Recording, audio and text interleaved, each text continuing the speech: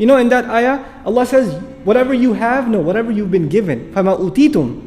Whatever you have been given. You know, when you're given something, it doesn't belong to you. It belongs to the one who gave it to you. So when it's taken away, you say, well, it wasn't mine to begin with. Because He gave it to me, He has the right to take it back. When it's your own and you lose it, you say, man, I can't believe I lost my money, my house, my car, my kid, my wife. But when you realize all of this is na'im, this is given to you, this is blessing to you. When it's taken away, even when we ourselves are taken away, what do we say? We say, Inna lillahi wa inna ilayhi. We belong to Allah. What to speak of the things we own? We belong to Allah, and we are to be returned to Him, returned to owner, right? The attitude of the believer changes. I give you just one example of just this one small aspect of Iman, because if we just started talking about various aspects of Iman, it would just take a series in and of itself. Perhaps another time, inshaAllah ta'ala. But at least the fruits of Iman I wanted to mention. The primary fruit being tranquility. You're at peace with your life. Whether you're poor or you're wealthy, or you're sick or you're healthy, or you're old or you're young. Whether people like you or don't, if you have Iman, you're at peace. You're at peace with yourself, you're at peace with Allah Azza wa Jal. And this is something most human beings don't enjoy, by the way. Most human beings are not at peace and they're running after it.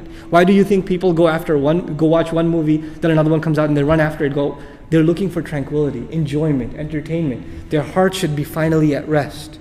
Why is it that they get one car, then they run after another car, get one house, run after another house? Why do we do that? Because we're not at rest. But Allah says, أَلَا بِذِكْرِ اللَّهِ تَطْمَئِنَّ الْقُلُوبِ. By remembering Allah, hearts will be satisfied, they'll be tranquil, they'll be at rest. That is the real fruit of Iman. That is the real fruit of, and when you have that, you have no loss. No loss is a loss. So just one example of that, inshallah, a real life example, and then we'll move forward, inshallah ta'ala. This friend of mine, he used to own a car dealership, luxury cars, Muslim family. And they own all these cars, but they paid for them in cash because they didn't want to deal in riba and stuff. And they're like selling hundreds of thousands of dollars worth of merchandise every single month. Business is good. And then you have Katrina, right? And the levees break, and they're right on the water. The only car left was I think it was the LS400, the Lexus, the top of the class Lexus, that they escaped in. When I went to meet the brother, he and his father, he was delivering pizza in that Lexus. That's what his job was. Now you can imagine they went from what to what, right? What kind of lifestyle, what kind of financial dealings, to what kind of lifestyle where they have to now deliver pizza and work at a pizza restaurant full time. But a big smile on their face. And I'm looking at them like, man, people, if they suffer this kind of loss, either they pop a whole bottle of Advil or Tylenol and get it over with. They jump off a cliff. They'll drown themselves. They can't take it anymore, They don't want to deal with it. But why? What's smile on your face? He says, when we were busy and when business was good, we didn't have time to go to the masjid. I didn't get to see the wife much. Didn't get to play with the kids. Now, subhanallah, we catch every salah in the masjid. There's still a roof over our head, food on our plate. What do we have to be ungrateful for? We should be grateful. Subhanallah. This doesn't happen unless you have Iman. That kind of loss is not a loss. But if you don't have Iman, then that's a loss. Then you will collapse. You will no longer you won't even want to live. People are willing to commit suicide because they wanted to, get with this girl and she married somebody else and they jump off a bridge. And this real life story. Actually, I know of a Muslim kid that this happened to in the 90s in New York. Wanted to marry this girl, she married somebody else. He jumped off the Brooklyn Bridge, and he killed himself, committed suicide. It's a sad thing. But when does that happen? When you long for something other than Allah. And longing for Allah will give you tranquility, and that will not happen until you have Iman. This is the escape from loss. إِلَّا الَّذِينَ آمَنُوا. This is the first thing. So here Allah Azza wa Jal is making us, one thing we're realizing is we are answerable for every single act that we did consciously. Because there are behaviors, by the way, in our deen there's so much mercy. There are people who don't have control over their conscious behavior. They lose their sanity, they have all kinds of psychological disorders. And they are not, in our deen, they're غير مكلف. They're not held responsible for their behavior. But amal in and of itself includes conscious action. And then the word after it, amilu as-salihat. The word as-salihat is actually an adjective. It comes from the word salaha. But when you put the feminine plural, this is considered a form of jam'u qilla, a plural of minimum. Meaning Allah is saying righteous deeds that I'm asking you to do are not countless. They're just a few. I'm not asking a lot of you. You just have to do a few good deeds. In other words, our deen isn't composed of an endless list of instructions. Allah has asked us for a few things, and we fail to do them. Right? And the fact that Allah hasn't asked us for much is inside the word of salihat. Had it been a salihah, there would have been a lot more. Rhetorically would have been a lot more. Subhanallah. So what are these few things? The muharramat are a few. The main fara'id, the main obligations are a few. Then there are things in this deen that embellish your life as a Muslim. There are the sunan of the Prophet ﷺ. There are behaviors that make your etiquette, your manners, your behaviors better and better. They increase your iman and your taqwa. But at the heart of it, there are a few things you should definitely do, and there are a few things you should definitely not do, and they're not a lot. And there are so few that any Muslim knows them. The few things at the core of this deen are so few that any Muslim knows what they should do and what they shouldn't do. Even the guy who doesn't study Islam at all, doesn't learn anything, even that person knows they should pray 5 times.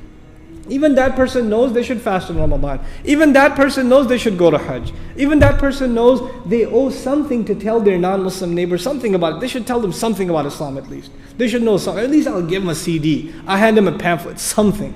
They know that. The very basics everybody knows.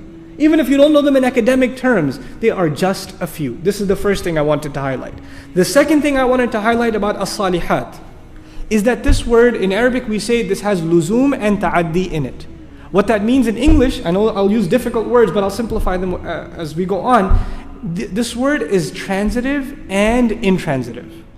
The word salihat can be understood as transitive, which is called ta'addi or muta'addi in Arabic, and intransitive, which is lazim or luzum, infinitive. Okay? What does that mean? The benefit of knowing that is as-salihat could be it could be describing the actions. Salih means that which corrects. So these are correct actions. These are correct, good actions. Actions that in and of themselves are good, and the consequences of them are also good. That's when the word is lazim. If the word is muta'addi, you know what it means? The one who does them becomes good. Meaning these are means by which the person who does them is becoming good. In other words, this salihat could be, and the impact, the description could be of the action, and it could also be a means by which the person is being reconciled.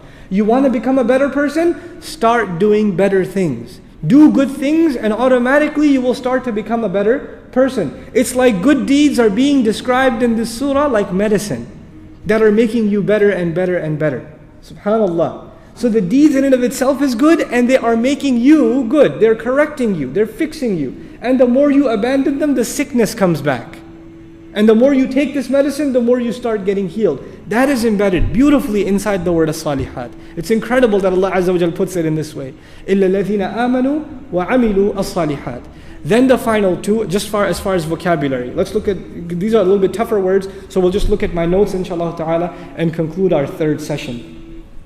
As far as linguistic analysis is concerned, the word tawasi, related words from it are wasahu, wassahu, and awsahu. To charge someone, to command someone, bikada, to do such and such a thing. For example, if I say wasaituka bis salah, it means I told you to make salah. I'm telling you, you really should make salah. Now, I'm not just telling you, I'm counseling you, I'm like kind of giving you a heart to heart. I'm doing my best to tell you, and I'm telling you in a way that makes you think this guy is telling me something that's good for me. You know, there's a way to tell someone something that aggrandizes yourself. Hey, you don't make salah? What's the matter with you? Right? That's just putting yourself up and putting them down. But then when you talk to someone in a way that they feel that you want what's good for them, right? I really think you should come. I really think you should stop doing that. I mean, I'm worried about you. You know, the tone, this is in wasiyah itself. Wasiyah literally means to leave a will. And you know who you leave a will for? Loved ones. And a will is full of things that will benefit the people after you're gone.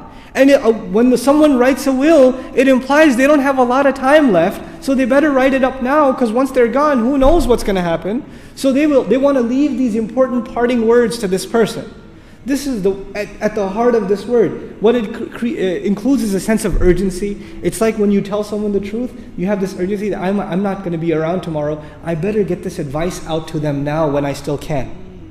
You know, a lot of times when somebody needs your advice, you say, I don't know how they're going to take it, man. I don't know if I should tell them. They're not going to like what I have to say. We're good friends, but if I bring this up, we might not be good friends anymore. They might not want to talk to me anymore. I'll wait for a better time. And you'll keep waiting for a better time, and a better time will never come. It's true, we should look for the right opportunity, but we should also have a sense of urgency. And the sense of urgency is inside the word tawasul. This is the first thing that we wanted to highlight. Then finally, at-tawasi is from bab at-tafa'ul, which means al-ishtirak. It includes in it, a component of it is things that are done mutually. Meaning you are enjoining the other, you're telling the other truth, and the other is telling you a truth. And a part of that lesson we'll share today.